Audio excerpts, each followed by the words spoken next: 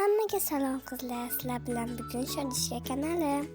Sizlar bilan shu yangi ko'chib kelgan uyimizni to'g'rilaymiz, yig'ishtiramiz. Ya'ni men birinchi shu yerdan boshladim. Bu yerlarga oshiqcha o'yinchoq narsalarda gullarni ekib qo'yaman. Bu yerda bo'sh turmasdan, gullarni juda ham yaxshi ko'raman.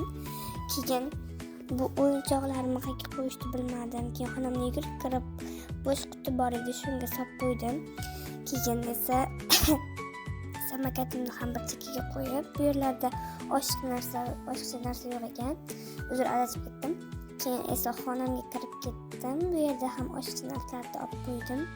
Shunaqa o'yinchoqlarim, oshiqcha bunaqa olgan narsalarim bor edi, o'shalarni ham olib qo'ydim oldingi yostimdagi. Va xonamdagi chaylarni ham bir qator artib qo'ydim. Chiroyli bo'lib qoldi xonam.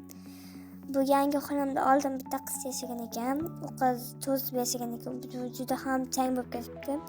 Bu uy. Mana bu yerni ham artib qo'ydim.